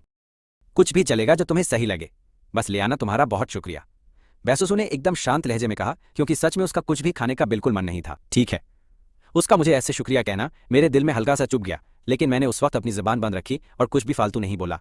फिर मैंने जियोटियोचेन को खाना खाने के लिए बाहर खींच लिया। अबे भाई, वो कॉलेज की सबसे कड़क बंदी तुझे शुक्रिया क्यों बोल रही थी? तुम दोनों के तो अब बच्चे भी हो चुके हैं, तो फिर तुम दोनों अभी भी अजनबियों की तरह इतना फॉर्मल नाटक क्यों कर रहे हो? इस पर जियोचेन अपनी खुजली रोक नहीं पाया और पूछ ही लिया। वो तो ये बात बहुत पहले से पूछना चाहता था, लेकिन माहौल थोड़ा सीरियस देखकर उसने अपनी जबान पर अब तक लगाम लगा रखी थी। तुझे तो सब पता है, वो सब बस गलती से हुआ एक बड़ा कांड था, पर मैं अपनी पूरी जान लगा दूंगा ताकि बैसुसु मुझे अपने दिल से अपना ले। मेरी आंखों में एक अलग ही तगड़ी जिद और आग थी। मैं ये हर हाल में करके ही रहूंगा मेरे भाई। बैसुसु का दिल जीतने में मैं तेरा पूरा सपोर्ट करूंगा ताकि वो सच में मेरी असली भाभी बन जाए। जियोचेन ने मेरा हौसला बढ़ाने के लिए मेरे कंधे पर एक जोरदार और फुल भाईचारे वाली थपकी दी। लोड मत ले, मैं अपना 100% दूंगा, मैंने मुस्कुराते हुए कहा। चाहे अपने लिए हो या उन छोटे बच्चों के लिए, मैं किसी भी कीमत पर हार नहीं मानूंगा। आगे चलकर मैं बैसुसु और अपनी उन चांद सी प्यारी बेटियों के साथ एकदम मस्त और खुशहाल जिंदगी जीना चाहता हूँ। तभी अचानक मेरे दिमाग की बत्ती जली और एक बहुत ही ज्यादा कड़क आइडिया बाहर आया। मुझे उनके लिए धांसू नाम मिल गए हैं, बिंग, किंग, यू और जिए। मेरी चारों बेटियों के नाम बड़ी से लेकर सबसे छोटी तक बिल्कुल इसी परफेक्ट लाइन में रखे जाएंगे। ये बिंग, ये किंग, ये यू और ये जिए, ये चारों नाम सुनने में ही इतने ज्यादा कत्ती जहर लग रहे हैं कि बस मजा ही आ गया। अपना खाना खत्म करने के बाद जियोचेन तो वापस अपने स्कूल की तरफ कल्टी मार गया, जबकि मैंने वहां से थोड़ा और बढ़िया वाला खाना पैक करवाया और सीधा अस्पताल की तरफ अपना रास्ता नाप लिया। कमरे में लौटते ही मैंने देखा वो चारों शैतान एकदम मीठी नींद ले रहे थे और बैसुसु भी सो चुकी थी। उसके खूबसूरत चेहरे पर एक अलग ही सुकून था। पहली बार उसे ऐसे सोते हुए देखा था। कसम से कुड़ी सोते हुए एकदम कातिल लग रही थी, जैसे कोई परी आराम फरमा रही हो। ये सख्त लौंडा आज तो पूरा पिघल गया। तुम आ गए। बैसुसु ने बहुत ही प्यार से अपनी नशीली आंखें खोली और मुझे बिस्तर के पास बैठकर खुद को बिना पलक झपकाए लगातार घूरते हुए देखा। मेरी उस आशिकों वाली नजर ने उसे एक पल के लिए पूरा सुन्न कर दिया। हाँ, तुम्हें अब कुछ ना कुछ खा लेना चाहिए। मैं तुम्हारे लिए खाना लाया हूँ और पिग ट्रोटर सूप भी है। मैंने सुना है कि इससे दूध ज्यादा बनता है। मैंने थोड़ी सी शर्मिंदगी के साथ ये बात बोली। भले ही हम दोनों साथ रहे थे, पर वो एक हादसा ही था, इसलिए इस तरह के नाजुक और अजीब मुद्दे पर बात करना सच में थोड़ा बहुत झिझक वाला और अटपटा तो महसूस होता ही था। उसने भी मेरी इन सारी बातों को सुनकर प्यार से कहा, हाँ बहुत शुक्रिया। बाई सुसु का छोटा सा चेहरा अचानक से शर्म से लाल हो गया, लेकिन उसने बहुत जल्दी खुद को एकदम संभाल लिया। बच्चों के लिए माँ का दूध पीना अच्छा है ताकि उनका नन्हा शरीर एकदम मजबूत रह सके और उनकी बीमारियों से लड़ने की ताकत भी बढ़ जाए। इसमें कोई एहसान की बात नहीं है, तुम बस इसे गर्मा गर्म खा लो। मैंने खाने का वो डब्बा खोला और उसे बिस्तर के पास वाली अलमारी पर आराम से रख दिया। फिर मैंने बाई सुसु को उठकर बैठने में मदद कर दी। उसे बिस्तर के सिरहाने से टिकाकर आराम से बिठा दिया। इस तरह से उसे अब थोड़ा ज्यादा सुकून मिलेगा। बाई सुसु ने मेरी तरफ देखा, जो उसके सामने मौजूद एक बहुत कड़क नौजवान लड़का था जो बिल्कुल उसके सामने था, और उसकी आंखों में एक अजीब सी उलझन साफ झलक रही थी। हमारा रिश्ता भी हर दिन के साथ अब काफी गहरा होता जा रहा था। जाहिर है कि यह सब सिर्फ उन बच्चों का ही कमाल था जिन्होंने हमारी किस्मत को ऐसे जोड़ दिया था। हालांकि मैं उस इंसान से काफी अलग था जिसके बारे में उसने पहले सुना हुआ था। उसने कभी सपने में भी नहीं सोचा था कि मैं इतना समझदार और ख्याल रखने वाला इंसान निकलूंगा। बाई सुसु ने छुपकर मुझे एकदम गहरी नजरों से देखा था और फिर अपना सिर नीचे झुकाकर चुपचाप खाना शुरू कर दिया। मैंने भी अपने पास वाले पालने में सो रहे उन चारों नन्हे फरिश्तों को देखा। उनमें से हर एक बच्चा सच में बहुत ज्यादा प्यारा था। उनके छोटे छोटे से चेहरे और नन्हे नन्हे हाथ और उनका वो छोटा सा शरीर, वो एकदम रूई की तरह मुलायम दिखाई दे रहे थे, कसम से बवाल। तभी अचानक से मेरे फोन की घंटी बज उठी। बाई सुसु ने खाना खाना रोक दिया और मेरी तरफ ऊपर देखने लगी। तभी उसका वो छोटा सा चेहरा थोड़ा सा ज्यादा तनाव में आ गया। क्या ये यिफान की माँ हो सकती है? समय के हिसाब से तो ये एकदम वही होनी चाहिए थी। वो थोड़ा घबराहट और अजीब सी उलझन महसूस कर रही। उसे समझ नहीं आ रहा था कि उसे अब कैसे बर्ताव करना चाहिए। वो ऐसा क्यों महसूस कर रही थी, ये तो खुद बाई सुसु को भी समझ नहीं आ रहा था। मेरी माँ आ गई है, शायद वो पहुंच चुकी होगी। मैंने अपना फोन चेक किया और थोड़ी सी घबराई हुई बाई सुसु की तरफ मुड़कर बोला, तो फिर तुम्हें अब फोन उठाना चाहिए। बाई सुसु ने ऐसा कहा, अब जो होगा वो तो होकर ही रहेगा, इसलिए इससे बचने का कोई भी रास्ता नहीं है। मैंने फोन उठाया और दूसरी तरफ से अपनी माँ की आवाज़ सुनी जो कह रही थी कि वो अस्पताल के गेट पर पहुंच गई हैं। मैंने एक बार बाई सुसु की तरफ देखा और फिर तुरंत कमरे से बाहर निकल गया। बाई सुसु मुझे बाहर जाते हुए बस देखती रह गई और फिर वो बहुत गहरी सोच में डूब गई। उसे नहीं पता था कि वो मेरी माँ का सामना कैसे करेगी, लेकिन जब बात यहाँ तक आ गई थी तो वो सिर्फ एक ही कदम आगे बढ़ा सकती थी। जैसे ही मैं बाहर गेट की तरफ पहुंचा तो मैंने अपनी माँ को वहां खड़े देखा। वो बार बार इधर उधर चक्कर काट रही थी। साफ दिख रहा था कि वो बहुत ज्यादा बेचैन थी। माँ, मैंने उन्हें पुकारा और तेजी से उनकी तरफ भागा। मेरे बेटे, मुझे सच सच बता, क्या तूने उस बेचारी लड़की के साथ सच में कोई बड़ा कांड किया? हमें किसी भी लड़की को बिल्कुल भी परेशान नहीं करना चाहिए और ना ही उनके साथ कुछ गलत करना चाहिए। मैंने तुझे बचपन से यही सिखाया है कि लड़कियों को मत सताना, लेकिन अगर तूने कोई रायता फैलाया है तो तुझे उसकी पूरी जिम्मेदारी लेनी होगी। माँ ने मुझे देखा और तुरंत एकदम घबराहट में जल्दी से बोली, इस नालायक लड़के ने तो उन्हें डरा डरा कर सच में मार ही डाला था। वो सच में बहुत डरी हुई थी। यहाँ आते समय उन्होंने अपने दिमाग में पता नहीं क्या क्या बुरा सोच लिया था। अगर मेरे बेटे ने सच में कुछ गलत किया है और अगर वो हर्जाना मांगेंगे तो हम पक्का भरेंगे। माँ, आप ये सब क्या अनछन सोच रही हो भला? लेकिन देखा जाए तो असल में कुछ वैसा ही लफड़ा है, क्योंकि अब आप यहाँ आ ही गई हो तो चलो सीधा अंदर ही चलते हैं। आप देखकर खुद समझ जाओगी। मुझे तो समझ ही नहीं आ रहा था कि इसे कुछ शब्दों में कैसे समझाऊं। माँ ने बस दरवाजा धक्का देकर खोला और एक बहुत ही खूबसूरत नौजवान लड़की को बिस्तर पर एकदम आराम से बैठे देखा, जिसके पास रखे पालने में 4 छोटे नन्हे बच्चे सो रहे थे। माफ करना, मैं शायद गलत कमरे में आ गई। माँ ने एक बहुत ही अजीब सी मुस्कान दी और फिर तुरंत पीछे की तरफ हटकर निकली। वो गलत कमरे में घुसने की वजह से अपनी इस बेवकूफ़ी पर खुद को ही कोसने लगी। मैं कुछ समझ पाता उससे पहले ही मैंने अपनी माँ को वापस बाहर जाते हुए देख लिया था। माँ, आप बाहर क्यों आ रही हो बेटा? हम शायद किसी गलत कमरे में आ गए हैं। माँ ने मुझे बहुत ही बेबसी भरी नजरों से देखा। मेरा बेटा तो एक छोटा सा काम भी नहीं ढंग से कर सकता, मुझे अस्पताल के गलत कमरे में लेके आ गया इस ढक्कन की वजह से। तो एक दिन सच में उनका पूरा दिमाग दही हो ही जाएगा भाई। वहां अंदर साफ तौर पर 2 माँ मौजूद थी, खासकर वो बहुत खूबसूरत लड़की। एक साथ 4 बच्चों को जन्म देना, ये बात सच में बहुत ही ज्यादा कड़क और धांसू है। फिर अपने खुद के नल्ले बेटे को देखा जिसका कोई भविष्य ही नहीं है, कोई काम ढंग से नहीं कर सकता, सिर्फ मुफ्त की रोटियां तोड़ता है। वैसे भी जिस औरत ने अभी बच्चा पैदा किया उसे पूरे आराम की जरूरत होती है, उसे बिल्कुल परेशान नहीं करना चाहिए। इसके अलावा अगर वो बच्चे डर गए और रोने लगे तो बिना बात का बहुत बड़ा रायता फैल जाएगा वहां पर। किसी को भी पता होना चाहिए कि एक नई माँ के लिए बच्चे को सुलाना कितना मुश्किल काम होता है। मेरी माँ ने तो पहले ही इस स्यापे को गहराई से झेला था। माँ, ऐसी बात नहीं है, मैं अभी भी थोड़ा सुन सा था और बाहर खड़े होकर कमरे का नंबर चेक कर रहा था। ये गलत कमरा नहीं है मेरी माँ। माँ, ये कमरा बिल्कुल सही है, ये गलत नहीं है, चलो अंदर चलते हैं। मैंने कमरे में घुसने के इरादे से अपनी माँ को खींचा। हम गलत जगह पर हैं, वहां अंदर तो 2 माँ मौजूद हैं भाई। ये नालायक बच्चा अपनी माँ की बात पर विश्वास क्यों नहीं कर रहा है? पहली बार उन्होंने जाना कि उनके बेटे में इतनी ज्यादा ताकत है कि वो मेरे खिंचाव को रोक ही नहीं पाई थी। सुसु, मैं वापस आ गया, ये मेरी माँ है। मैंने अपनी माँ का हाथ आराम से छोड़ते हुए ये बात बोली और फिर सीधा चलते हुए मैं बिस्तर के एकदम पास की तरफ चला गया। मैंने उन नन्हे बच्चों की तरफ देखा जो एकदम सुकून से सो रहे थे। मेरे बेटे, मुझे एकदम साफ साफ बता, क्या आखिर यहाँ पर ये सब क्या लफड़ा चल रहा है? मेरे भाई बता। मेरी माँ के चेहरे पर हैरानी और भारी उलझन साफ दिखाई दे रही थी। आखिर ये सब क्या बवाल है? क्या कोई उन्हें ये सब अच्छे से समझा सकता है? उन्होंने तो अपने दिमाग में पहले से ही ऊटपटांग बातें सोचना भी शुरू कर दिया था, जो कि सच में काफी ज्यादा डरावना था। नमस्ते आंटी, मेरा नाम बाई सुसु है और मैं यहाँ आराम कर रही हूँ जी। बाई सुसु के चेहरे के हाव भाव उस समय थोड़े से तनाव में लग रहे थे। उसके सामने खड़ी वो औरत यानी मेरी माँ उस समय करीब 40 साल की उम्र की थी। मेरी माँ ने अपनी सेहत को काफी अच्छा रखा था, इसलिए वो जवान दिखती थी। नमस्ते, मैं यिफान की माँ हूँ। माँ ने सिर हिलाया और बिस्तर तक गई, पर कुछ भी फालतू बोलने की उनकी हिम्मत नहीं हुई। उसकी हवा इतनी टाइट थी कि खुद की सुहागरात पर भी कोई इतना ना घबराए। हाँ, यिफान ने पहले भी तेरा नाम लिया था मेरी जान। बाई सुसु ने शरीफों की तरह सिर हिलाया, पर एकदम चुप हो गई कि आगे क्या बोले। अब वो सोच रही थी, ये लुखा मेरे बारे में क्या ही कड़क बात बोलेगा, दिमाग दही। पक्का इस फट्टू ने मेरी बेइज्जती ही मारी होगी। तभी माँ ने अपने नालायक बेटे को घूर कर देखा, क्योंकि उन्हें इस चवन्नी छाप की पूरी औकात अच्छे से पता थी। मैंने एकदम लाचार होकर बोला, माँ क्या मेरी थोड़ी सी भी इज्जत नहीं रख सकती तुम? फिर माँ ने पूछा, सुसु इन 4 बच्चों का असली बाप आखिर कहाँ गायब है? एक साथ 4 बच्चों को अकेले पालना पसीने छुड़ा देता है, पर सच में ये कतई ऊपर वाले का आशीर्वाद है। वैसे ये बता कि ये सब लड़के हैं या लड़कियां? माँ उन चारों नन्हे चांद के टुकड़ों को एकदम प्यार भरी नजरों से देखते हुए बोली कि हे भगवान, मुझे तो सच में नहीं पता कि मैं अपने असली पोते पोतियों को कब अपनी गोद में खिलाऊंगी। मेरा ये नल्ला बेटा एकदम ढक्कन है, जिसने आज तक अपनी बंदी के बारे में कुछ नहीं बताया, तो पोता या पोती देने की बात तो बहुत दूर की है। शायद मुझे इन सब के लिए तब तक तरसना पड़ेगा जब तक मैं चलने लायक ना रहूं। मेरी माँ को लगा कि ये कतई जहर लड़की बस मेरी एक दोस्त है या कॉलेज की क्लासमेट है, जो सिर्फ अपनी फिक्र जताने और हाल चाल लेने आई है। इसीलिए उन्होंने इस बवाल सीन के बारे में बहुत ज्यादा दिमाग की नस नहीं फाड़ी। एकदम चिल, एक साथ 4 और वो भी सब लड़कियां। मैंने खुशी से चमकती आंखों के साथ मुस्कुराकर बोला, अपनी माँ की आंखों में जो भयंकर वाला प्यार था वो मैंने साफ देख लिया था। मैंने सब देख लिया। सच में ये तो ऊपर वाले का बहुत बड़ा भौकाल आशीर्वाद है, क्योंकि बेटियां ही माँ के दिल का सबसे अनमोल चांद का टुकड़ा होती हैं। अब मुझे इस नल्ले को बोलना पड़ेगा कि थोड़ा और दम लगाए और हार्ड काम करे, ताकि उसके बाप और मुझे भी जल्द ही अपने पोते पोतियों को गोद में खिलाने का मौका मिले। ये तो एकदम कड़क बात होगी। मैंने मुस्कुराकर कहा, हाँ माँ, हम सब पर ऊपर वाले की मेहरबानी है। मैं भी बहुत लकी हूँ और मेरी प्यारी माँ का भी नसीब चमक गया है एकदम। ये सुनकर माँ का फ्यूज उड़ गया। उन्हें मेरा मतलब कुछ पल्ले नहीं पड़ा, पर फिर भी उन्होंने ज्यादा पूछताछ करके कोई नया रायता बिल्कुल नहीं फैलाया। बढ़िया। अरे तो इनका असली बाप आखिर कहाँ कट लिया है? वो अभी तक वापस क्यों नहीं आया?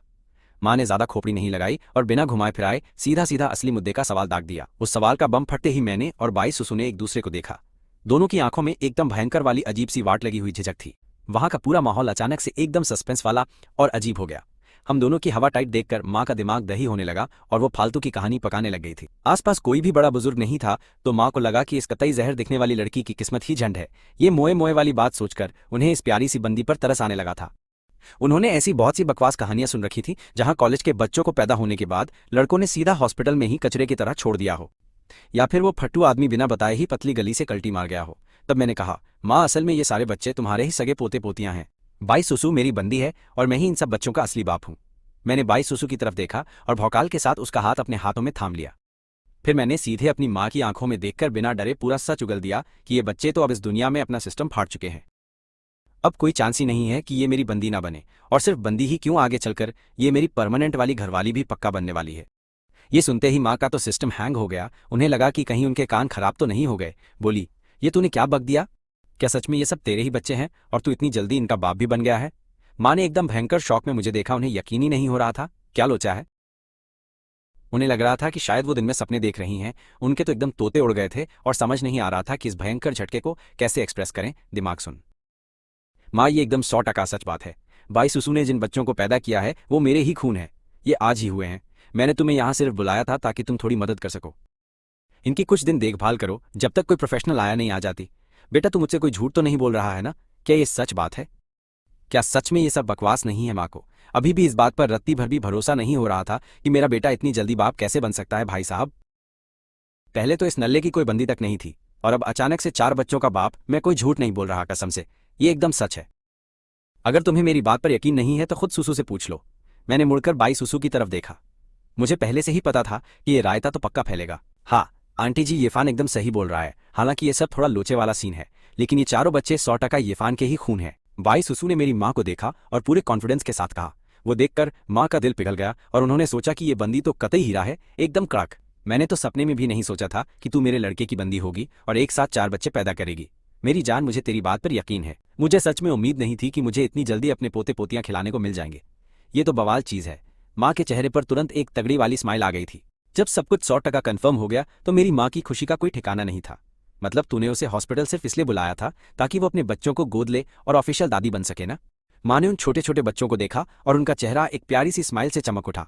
उन्हें यकीन ही नहीं हो रहा था कि उनका नल्ला लड़का सच में इतना बड़ा हो गया है आज।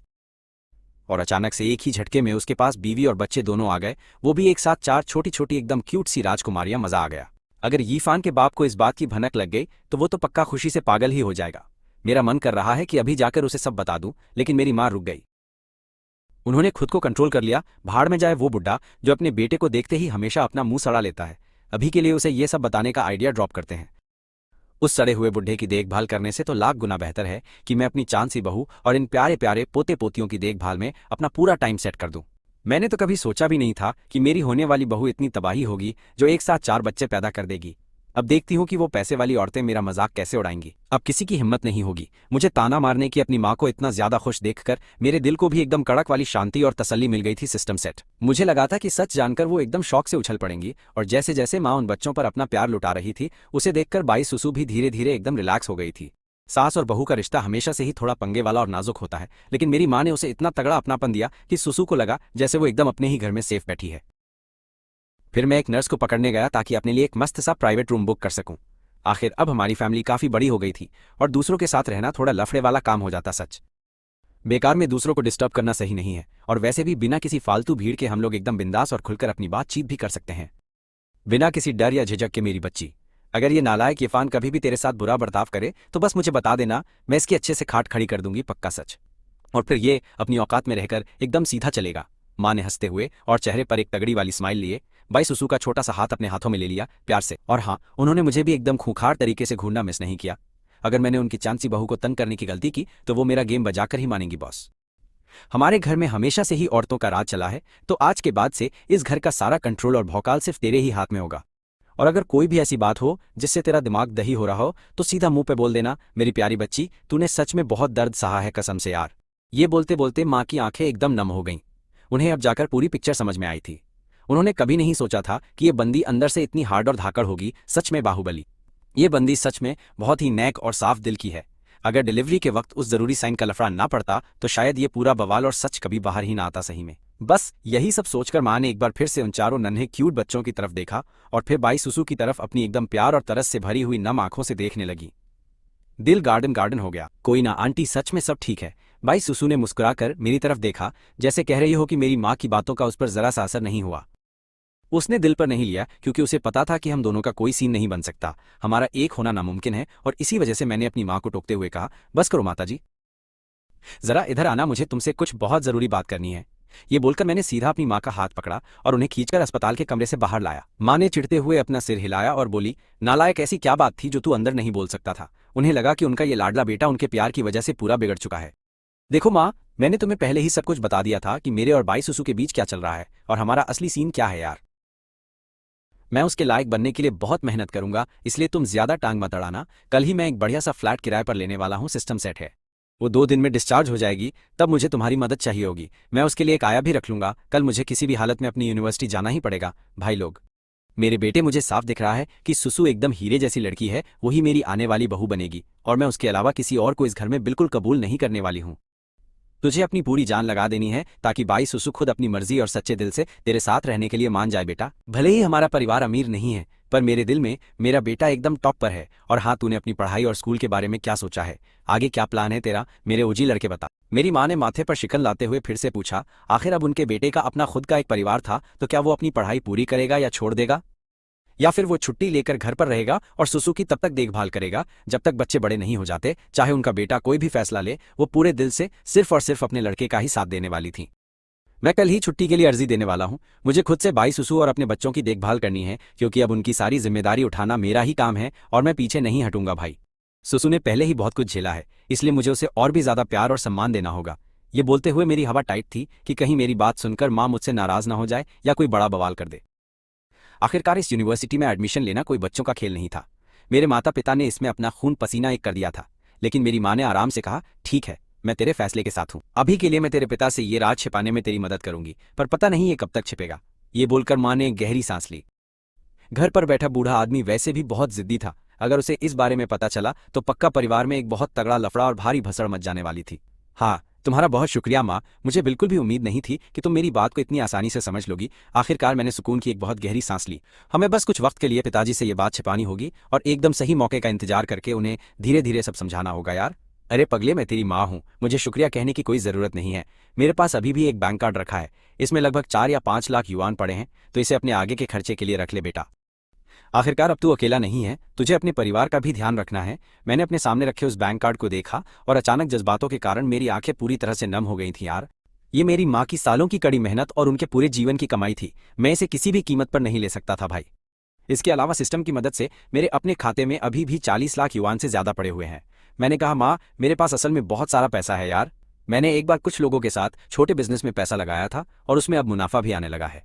कृपया ये पैसा आप अपने पास ही रख लो ताकि तुम्हारे काम आए, ताकि बाद में तुम्हारी अपनी ज़रूरतों के लिए ये तुम्हारे पास रहे। मैंने बैंक कार्ड वापस उनकी तरफ खिसका दिया। यूनिवर्सिटी शुरू होने के बाद से मैंने परिवार से बहुत कम पैसे मांगे हैं साला। अब मैं एक बड़ा आदमी बन चुका हूं और मुझे खुद के दम पर जीना सीखना होगा। मैं अक्सर पैसे कमाने के लिए कुछ पार्ट टाइम काम भी कर लेता हूं मेरे भाई। मैंने अपनी खुद की फीस भी भरी है। ये सब इसलिए है क्योंकि मैं देखता हूं तुमने कितनी मेहनत की है। तुमने अपनी पूरी जिंदगी मेरे लिए घिस घिस कर बिता दी है यार। अब जब मैं बड़ा हो गया हूं तो मैं तुम पर और बोझ नहीं डालना चाहता। ठीक है, फिर अभी के लिए मैं ये पैसा तेरे लिए बचा कर रखती हूँ। अगर तुझे कभी भी इसकी जरूरत पड़े तो मुझे बता देना। माँ ने हाँ में सिर हिलाया और फिर ध्यान से कार्ड अपने बैग में रख लिया। भिड़ू, उनका बेटा अब सच में बड़ा हो गया था। वो अब अपने खुद के जरूरी फैसले लेने के काबिल बन चुका था और ये बात साफ तौर पर उनके लिए एक बहुत ही सुकून और तसल्ली देने वाली चीज थी। माँ ने अपने बेटे को बहुत ज्यादा गर्व से देखा और उन्हें पूरी शांति और खुशी महसूस हो रही थी। ठीक है माँ, मुझे अगले कुछ दिनों तक आपको थोड़ा परेशान करना ही पड़ेगा मेरी जान। और कृपया याद रखना कि ये बात पिताजी से एकदम छिपकर ही रहे। मेरी तो फटके हाथ में आ रही है, अगर उन्हें पता चला तो पक्का मेरी भयंकर कुटाई हो जाएगी। सच कहूं तो मैं हमेशा से अपने बाप के खौफ और डर में ही जिया हूं। मुझे आज भी अच्छे से याद है, जब मैं छोटा था मैं छुपकर नदी पर खेलने गया और अंधेरा होने के बहुत देर बाद तक मेरी घर में अपनी शक्ल दिखाने की हिम्मत नहीं हुई थी। उस समय गांव में अक्सर रहस्यमयी तरीके से कई सारे बच्चे गायब हो जाते थे ब्रो। यहां तक कि कभी कभी जानवर भी गायब हो जाते थे। गांव वालों में ये अफवाह फैल गई थी कि इंसान बेचने वाले पास ही छिपे हैं, इसलिए बड़ों ने बच्चों को अपनी नजरों से दूर खेलने से एकदम सख्त मना किया ताकि वो लोग उनकी नजरों के सामने रहें। और उस दिन नदी के पास मेरे माता पिता को पूरा यकीन हो गया था कि मेरा अपहरण हो गया है या मेरे साथ कोई दुर्घटना घटी। गांव के लाउडस्पीकर से पूरे 3 घंटे तक लगातार सिर्फ मेरा ही नाम पुकारा गया था। जैसे ही मैं किसी तरह डरते हुए अपने घर के अंदर तक पहुंचा, मेरे तो तोते उड़ गए। मेरे पिता ने अपनी बेल्ट निकाली और पूरे 1 घंटे तक मेरी ऐसी सुअर जैसी कुटाई की कि क्या ही बताऊं उमार। मेरे लिए एक ऐसा सबक था जिसे मैं जिंदगी भर कभी भी नहीं भूलने वाला था भाई। बेशक मुझे यह भी एहसास हुआ कि उस वक्त मेरे पिता कितने ज्यादा डरे हुए होंगे। मुझे हुआ दर्द इतना खतरनाक और भयंकर था कि क्लास के दौरान मैं बैठ नहीं पाया और मुझे पूरे समय बस खड़ा ही रहना पड़ा। मैं पूरे 3 दिनों तक इसी तरह से खड़ा रहा और उसके बाद ही मुझ में अपनी जगह पर वापस बैठने की थोड़ी बहुत हिम्मत आ पाई थी मेरी जान। मेरे क्लास के लड़कों ने इसी बात पर कई दिनों तक मेरा जमकर मजाक उड़ाया। वो दुखद और मजेदार कांड एक बहुत बड़ा मुद्दा बन गया था, जिसकी चर्चा मेरे स्कूल के हर एक कोने में धीरे धीरे होने लगी थी बे। उस दिन के बाद से मेरा नाम पूरे इलाके में सच में बहुत ज्यादा मशहूर हो गया था। स्कूल में हर कोई यीफान नाम के इस अजीब नमूने को जानता था। मैं अचानक से सारी गपशप और बातों का मेन अड्डा बन गया और ब्रेक के दौरान बच्चों और टीचर दोनों के लिए चर्चा का सबसे मशहूर विषय बन चुका था। साला, मैंने अपनी माँ को अस्पताल में रुककर बाई सुसु की देखभाल करने के लिए कहा और खुद तेजी से अपनी छुट्टी की अर्जी देने के लिए सीधा अपनी यूनिवर्सिटी भाग गया था बॉस। फिर मैं एक फ्लैट किराए पर लेने के लिए गया। जब सब कुछ सेट हो गया तो मैंने थोड़ा खाना खरीदा और अस्पताल की तरफ निकल पड़ा ब्रो। कमरे में कदम रखते ही मैंने देखा कि मेरी माँ और बाई सुसु एक दूसरे के साथ बहुत ही खुशी से गहरी बातचीत कर रही थी गुरु। मैं पूरी तरह से अंदर आ चुका था, लेकिन फिर भी उन्होंने मुझ पर जरा सा भी ध्यान नहीं दिया जब तक मैं पास नहीं गया। मैंने सुना कि माँ क्या कह रही थी और तुरंत मेरा चेहरा काला पड़ गया। सच में माँ, कौन अपनी सगी औलाद के बारे में इस तरह से बकवास बातें करता है? भैंस की आंख। सुसु, तुम्हें कोई अंदाजा नहीं है कि बचपन में हमारा यीफान कितना ज्यादा शैतान था। वो हमेशा गांव के बाकी छपरी बच्चों के साथ जाकर बहुत सारे चिड़ियों के अंडे चुराता था और यहाँ तक कि पड़ोसियों की मुर्गियां भी चुरा लेता था। फिर वो लोग पहाड़ों पर जाकर चोरी छुपे उन्हें भूनकर खा जाते थे। वो कई बार रंगे हाथों पकड़े भी गए थे। उसने तो ततैया के छत्ते भी जला दिए ताकि घर लाकर हम उसके कीड़े तल सकें। मुझे याद है पहली बार वो नालायक छत्ता जलाने गया तो उसे बहुत ही बुरी तरह से काटा गया था। उसका मुंह सूजकर एकदम किसी मोटे सुअर के सिर जैसा ही हो गया था कसम से। उसके पिता और मैं तो डर के मारे आधे मर ही चुके थे। माँ जितना ज्यादा बोल रही थी वो उतनी ही ज्यादा जोश में आ रही थी और बाई सुसु को ये सब बहुत ज्यादा मजेदार लग रहा था। उसने कभी नहीं सोचा था कि यीफान बचपन में इतना ज्यादा कमीना और शैतान होगा। खुद एक गांव में बड़ी होने के कारण उसे अचानक से एक अजीब सी तारीफ महसूस हुई। बचपन में उसे बच्चों की तरह खेलने की आज़ादी कभी नहीं मिली। उसके माँ बाप ने उसे मशीन बनाकर रख दिया जिसमें सिर्फ डांस क्लास, पियानो प्रैक्टिस और दुनिया भर का किताबी ज्ञान ठूंस दिया गया था। अपने उस सूखे और बोरिंग बचपन को याद करके उसे हमेशा एक अजीब घुटन और गहरा खालीपन महसूस होता था। वो मेरी इज्जत करती थी क्योंकि मेरे पास इतने शानदार और सच में प्यार करने वाले माँ बाप थे। बाई सुसु साफ देख सकती थी कि मेरी माँ मुझसे कितना प्यार करती है, लेकिन जब बात उसके खुद के माँ बाप की आती तो उनके बारे में सोचकर बाई सुसु की आंखों में निराशा छा जाती थी। काफी लंबे समय से वो एक असली परिवार के प्यार और देखभाल के लिए तड़प रही थी, लेकिन उसके पूरे खानदान में सिर्फ उसके दादाजी ही ऐसे इंसान थे जो उसे सच्चे दिल से प्यार करते थे। उसके सगे माँ बाप की नज़रों में वो सिर्फ अपना मुनाफा कमाने का एक टूल थी। शायद किसी बहुत अमीर खानदान में पैदा होने का यही सबसे बड़ा और कड़वा सच होता है।